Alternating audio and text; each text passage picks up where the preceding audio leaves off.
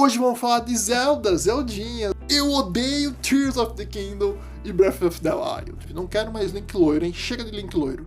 Para com essa coisinha aí europeia, eurocêntrica. Chega de Link loiro. Todo mundo nesse jogo fez harmonização facial. Não é possível. Vou pôr aqui uma fotinha pra vocês verem. Todo mundo é bizarro. Bom, eu tenho sérios problemas com o Breath e o Tears. Fala pessoal, hoje vamos falar de Zeldinha. Será que eu tô mexendo num vespeiro que eu vou me arrepender depois? Tudo que eu vou falar aqui é com muito amor essa série de Zelda, mas eu tenho que falar meus sentimentos como prometido nesse canal. Então, primeira coisa, pessoal, eu tenho sérios problemas com o Breath e o Tears. Eu já tentei jogar eles várias vezes, mais de uma vez, assim, cada um deles, pelo menos umas 5 jogatinas cada um. Não tem muitas horas, eu entendo que precisa ter mais horas, mas eu já gastei entre 5 a 10 horas com cada um deles, e mesmo assim eu não consigo me prender ao jogo ao ponto de continuar o jogo. E eu quero, tá, gente? Mas, pra mim, ele tem um sério problema. Esse jogo tem um sério problema, que é essa questão do mundo aberto e coisa assim. Para o tipo de jogador que eu sou, que às vezes eu tenho só 15 minutos, às vezes eu tenho 1 hora, às vezes eu tenho 2, mas normalmente eu tenho tempos mais reduzidos dentro da minha rotina, eu tenho muita dificuldade de me inteirar no jogo. Eu odeio Zelda, Tears e o Breath. É isso mesmo, não consigo gostar desses jogos. Tá, brincadeira, é um pouco clickbait, tá? Só pra vocês virem aqui e a gente conversar um pouco de Zeldinha. Não, eu não odeio, mas eu estou com muita dificuldade de conseguir imergir nesses dois jogos. E por isso, antes que vocês falem, né? Nossa, Tears of the Kingdom e Breath são obras-primas e você tá profanando. Eu sei, tá? Eu sei que o jogo é muito bom, que ele redefiniu novamente o que os jogos são, mas eu tô com uma dificuldade muito grande de conseguir focar nesses jogos, exatamente pelo nível de abertura que eles têm de faz aí o que você quiser. E aí eu fico assim, tá, mas onde eu tô, né? Eu sou um tipo de jogador, e isso é muito importante, tá? A gente tem que entender que tipo de jogador nós somos. Eu sou um tipo de jogador que às vezes eu tenho 15 minutos. E nesses jogos não adianta ter 15 minutos, tem que ter um monte de tempo. Eu já cheguei a voltar a jogar eles para tentar me pegar ali e continuar jogando. E o que aconteceu? Eu tava num ponto A, e eu falei, tem que ir lá pelo ponto B, então acho que para ter alguma coisa para fazer. E eu fui até o ponto B, e quando eu cheguei no ponto B, que eu atravessei o mapa inteiro, eu falei, não, é o ponto A, né?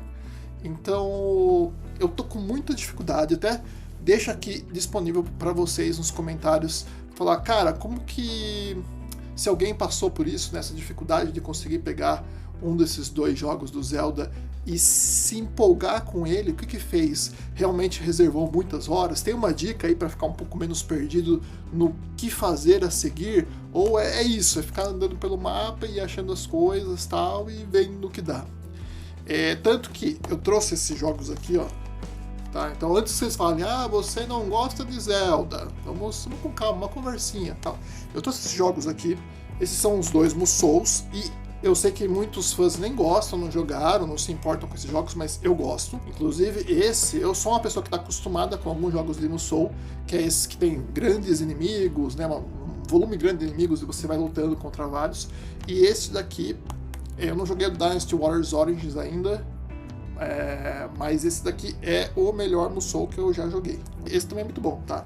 E inclusive uma característica que tem nesses jogos e que eu sinto falta no Tears e no Breath é a questão de ter bastante cutscenes e coisa assim que dá uma imersão como se fosse uma animação. Esses tem bastante, esse tem muita. Por eu estar com muita dificuldade de jogar o Breath e o Tears, eu resolvi comprar este carinha aqui para jogar, porque eu sei que ele é mais linear e provavelmente é o que eu estou precisando, é onde eu sofro nos outros dois jogos, inclusive que nem eu comentei. Se vocês têm alguma dica de como tornar um pouco mais direcionado o jogo do Breath e do Tears, comenta aí embaixo, dá umas dicas aí, porque eu quero jogar ele, eu acho um jogo lindo. Eu tenho o jogo há muito tempo e eu começo, fico perdido, aí eu sinto que eu vou de um ponto para o outro, eu preciso de muito tempo, talvez não tenha o que fazer, talvez eu tenha que ter, você tem que ter 2, 3 horas para se dedicar ao jogo, para você fazer alguma coisa de fato interessante e andar com o jogo. Como às vezes eu fico muito tempo sem jogar, e aí eu volto, e aí eu fico perdido, eu meio que perco a vontade de jogar. diferente desses, tá? Inclusive, se você tiver esse mesmo tipo de problema, esse daqui é bem capítulo. Você abre o capítulo, joga ele e vai ter uma historinha, vai contar uma historinha, vai avançar na história. É muito tranquilo para quem tem esse problema de ficar perdido, que nem eu comentei. Ah, mas Paulo, você não joga jogo de mundo aberto? Sim, eu joguei Elden Ring, não cheguei até o fim, mas joguei bastante dele. Gostei muito e tem uma semelhança muito nisso daí, mas eu não me senti tão perdido quanto eu me senti no Zeldinha, né? Esse aqui, mesma coisa, do anterior, do outro Hyrule. E esse daqui é onde eu comecei ele, e eu confesso que eu fui dormir tarde da noite por culpa deste cara aqui, tá? Fiquei jogando acho que umas 2 horas e meia seguidas. Eu me senti bem direcionado, pode ser que daqui em diante tenha uma coisa mais aberta, mas até onde eu sei não, esse é um dos Zeldas mais fechados em questão de caminho do que tem que fazer. Eu joguei, obviamente, o Ocarina of Time, eu joguei o Ocarina na época dele, gostei muito, né? Tinha o Nintendo 64, jogava ele. Na época não tive tantos problemas de ficar perdido, coisa assim. Talvez algumas partes eram meio difíceis, sei lá, na época pelo menos, mas não de ficar perdido. Ele tinha um mundo aberto já, né, pro nível daquela época, etc. E outros 2 Zeldas que eu joguei e zerei, então fez parte da minha rotina também, foi o de Game Boy. Lembra no último vídeo do Devil May Cry eu falei do meu amigo João, né? E ele me emprestou o Oracle of Seasons, esse joguinho que tá passando aí, do Game Boy, e foi um dos jogos mais marcantes da minha vida. Hoje em dia não sei como seria rejogar, mas eu lembro que foi muito emocionante. Então o Zeldinha esteve presente.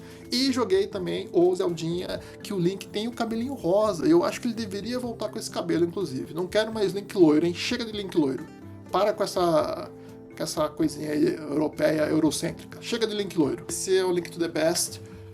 O Zeldinha mais antigo e com o Link cabelo rosa. Cara, voltem com o cabelo rosa do Link. Muito mais único, muito mais carismático. Voltem, eu faço esse apelo aqui, hein? Mas assim, o Tears e o Breath, eles me trazem esse problema de eu ficar perdido. E eu volto depois de jogar, e aí eu não sei onde eu tô, não sei mais o que fazer.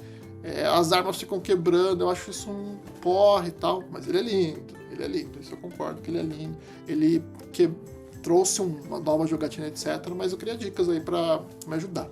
E, em contrapartida, eu quero falar um pouco do Skyward Sword, que é o principal motivo desse vídeo. Ele me surpreendeu muito. Graficamente eu acho que tá aceitável, os cenários são um pouquinho feios às vezes, graficamente aceitável, lembrando que ele é um jogo mais antiguinho aí, do Wii U, se não me falha a memória, né? O Link é meio travadinho, porque você usa a espada, né? Se movimenta ela, não é apertar um botão, né? Você usa o analógico ou o controle de movimentos para fazer a porrada, o que torna um jogo bem diferente, porque você tem que cortar na direção certa os inimigos. A história, ela existe bastante, né? Além do jogo ser mais direcionado à história, que nem eu comentei dos outros 2, que tem uma história acontecendo ali mais clara, mais cutscenes, então parece que tá jogando uma animação. A galera do jogo, vou pôr aí a foto aí, a galera do jogo parece que sofreu, todo mundo nesse jogo fez harmonização facial. Não é possível, vou pôr aqui uma fotinha pra vocês verem, todo mundo é bizarro. O pai da Zelda, ele tem o olho esbugalhado, assim, nível muito bizarro, muito bizarro. A única pessoa bonita ali é a Zelda, e o Link também fez na harmonização, porque na hora que ele vai falar, ele sempre fica com um biquinho, assim. É muito estranho, tá, gente? É muito estranho. Chega a ser engraçado. Mas em questão de jogabilidade, ele tem essa diferencial, que é uma jogabilidade que às vezes fica um pouco... Eu tô jogando no controle ou no Switch, né? Sem usar os controlinhos ali do movimento. Mas tem sido bem interessante a jogatina dele, esse diferencial. Eu tenho gostado. Acabou sendo um ganha mais. O fato dele ter bastante cutscene, bastante conversa, etc., é bacana também, porque torna o jogo uma espécie de animação. E vou dizer que isso daqui cura a ansiedade. Esse jogo cura a ansiedade. Talvez o Breath of Tears também, tá? Mas esse jogo cura a ansiedade. Por quê? Eu não lembro se dá pra cortar as cutscenes, as conversas, apertando algum botão e confirmando, tá? Mas eu não fiz isso. Eu fiquei acompanhando ali as conversas. E ele tem um compasso num ritmo bem X, assim, da conversa. É um jogo que tem uma trilha sonora muito calma.